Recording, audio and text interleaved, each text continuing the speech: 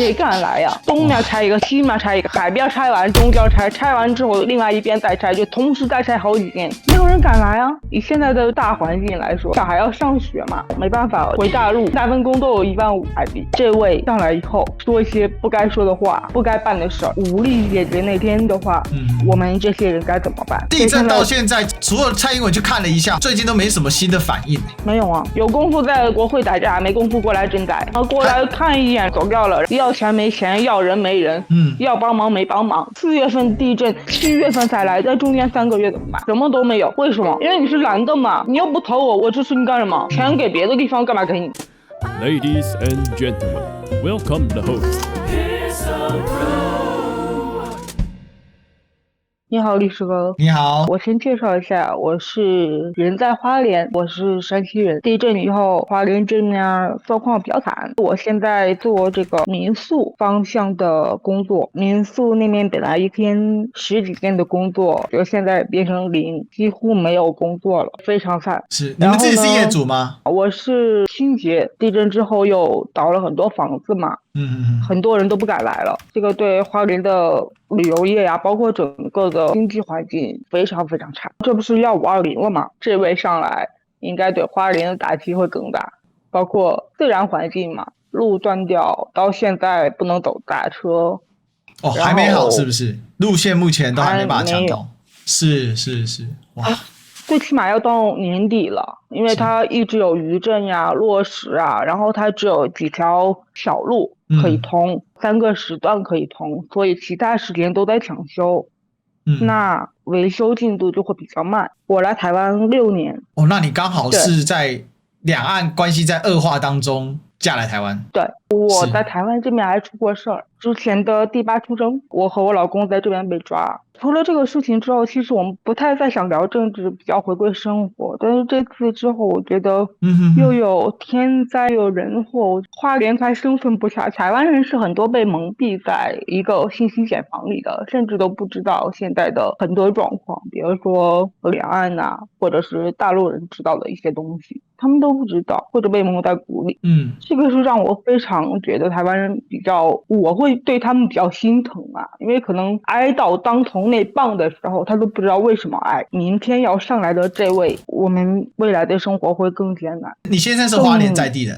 对，所以就等于说你们是回花莲工作生活这样子。对，因为我是山西的，所以我们那边收入肯定不如台湾这边好。你是山西哪里？晋中，对，太原旁边，我们是一个很小的小县城。以现在的收入来说，还不如回山西。真的，一个月可能15000吧。花莲赈灾之后剩下15000。因为我现在做民宿清洁，是居家打扫。那做这些工作的话，是民宿的话，原来最起码一天也有个10几20间可以打扫吧。有时候忙起来是做不完，对不对？自从地震完之后，一个是心理恐惧，压力很大，再一个就是快失业了。很多人已经1个月半个月都没工作，纯没收入，别的地方的人又来不能过来玩，都没有扶持政策。钱还没拨下去吗？说没有啊，说7月份啊，4月份地震，7月份才来，在中间3个月怎么办？我是没有特别关注台湾的这个新闻，是偶尔看一下傅昆萁去大陆要了一些那个房子可以给灾民的。对花莲的这个赈灾有什么？因为现在卡在中央啊，就中央，对，这是中央权限。对啊，然后对啊，你知道我们这边10几栋楼都在拆呀。所以最近都在拆房子，花莲市区都在拆房子。对啊，最近都就是最繁华的地方全部封起来了，然后拆房，东面拆一个，西面拆一个，海边拆完，中间拆，拆完之后另外一边再拆，就同时再拆好几件，尘土飞扬，谁敢来呀？没有人敢来啊！而且这次地震可怕的是什么？大地震也就算了，摇很久也就算了，余震比普通的大地震还大，比如说都是6级的余震，对房子的包括就是普通的民宅，还有对这种山体崩塌也是很大的影响。你靠花莲本地怎么可能管得起来？他有多少钱呢？这个中央政府去扶持的话，他就等着花莲人死嘛。地震到现在，中央除了蔡英文去看了一下，好像最近都没什么新的反应没有啊，有功夫在国会打架，没功夫过来赈灾。他退之后，他退完以后，下一任呢？不一样吗？过来看一眼走掉了，要钱没钱，要人没人，要帮忙没帮忙，什么都没有。为什么？因为你是蓝的嘛，你又不投我，我支持你干什么？钱给别的地方干嘛给你？我在想，以现在的大环境来说，我回大陆随便打份工都有15000台币。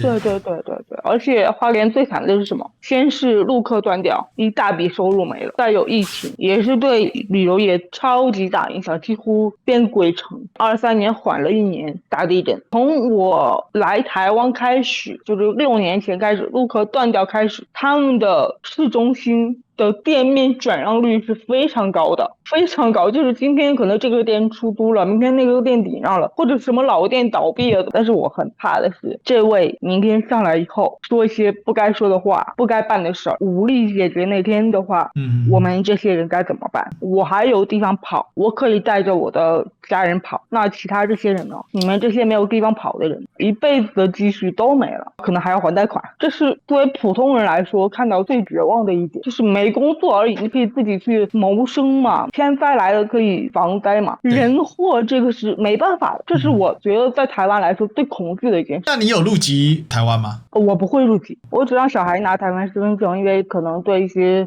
就学呀、什么买房之类的有优惠。我自己大陆人，我回去还是有一些方便的地方的。那现在等于说花莲整个灾后的，不要说重建了，现在还在善后的阶段哦。他们现在是极尽全力在抹黑傅昆萁，说傅昆萁去大陆要东西啊，是乞丐啊，去舔共啊，去投降啊，要让中共入侵啊，他们就是又在煽动民粹了。中央该核给花莲的，他们还在否决耶。这钱为什么要拖到7月？我跟大家报告，因为民进党一直在拖啊，这是紧急的钱啊。你看那二狗刚才反映，这个花莲在地这么辛苦，就像刚才所讲的嘛，因为政党不一样嘛，因为花莲是蓝的嘛，就是这样打压，极其所能的打压。以前在野党抗议就说在野党不民主啊，现在呢，现在自己人数输了就整天找人家打架，连把院长抓走这种事都干得出来，真的是非常非常的糟糕啊！我们要把这个声音给发出去啊！我想这个事情不能让它沉默下去啊！我应该会把这个东西给整理整理。我能再说一句？没问题，没问题。其实花莲本地人对傅昆萁的评价是比较好的，不管他什么颜色，其实普通老百姓，你干不干事儿，苏花改、星巴克啊什么这些东西，他们是有干事的，有做事的人。像我们现在就是下一任要萧美琴，他之前是花莲的立委，他之前在花莲选过。他当年跟徐祯卫去县长的时候，萧美琴那俩可能也就是个小猫2-3只，就是没啥人，就是满大街游啊，就是看见是满满的群众。就是那个萧美琴那边，我到旁边看了看，我说这边是为什么这边没有人？给我发传单，就是包括一些什么纸巾啊，他也是出来拜票，然后就是他那边没什么人，拿着球在那边招手。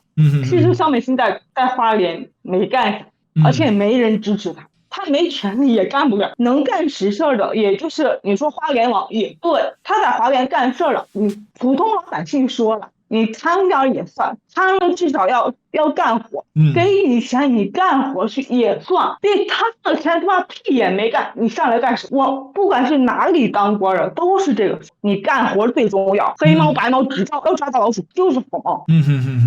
这是他在傅昆萁在花莲立足之本，所以他确实有他的民意基础。那花莲乡亲对傅昆萁在这次在国会的这个拼战是支持还是怎么看他？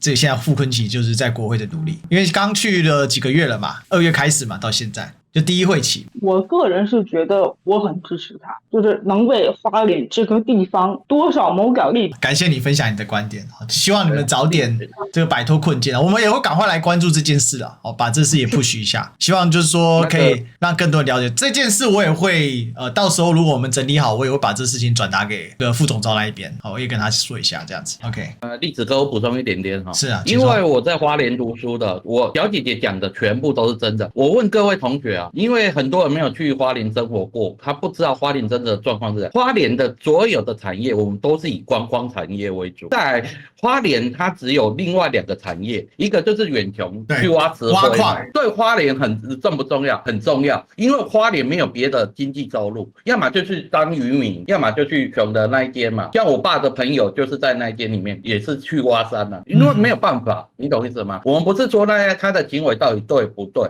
但是花莲人要讨生活，这个是一个很重要的经济收入。再来，另外一个部分是怎样？如果你去花莲的话，你都会知道花莲盛产的就是石头，像玫瑰石啊，或是说大理石啊，对，大理石很多。所以这个你有去过的同学就会知道，姐姐她真的是讲出亲身，没有人替花莲着想。我跟你讲，今天因为刚刚花莲的讲出来，我一定要替花莲讲这个事情。真的，花莲真的需要人家的帮忙。尤其是中央政府，你知道那个有人讲说啊，我们可以从南部啊，从台东直接切到花莲去啊。问题是，如果你从台北呢，你要怎么绕过去？要绕整个台湾才能到花莲，太远了啦，真的太远了。而且人家问说，花莲的物价，当然以当地的物价，以台北来看，当然会比较便宜啊。但是如果你去那边生活的话，第一个薪资低，东部的物价是必须要靠我们西部的那个物资过去。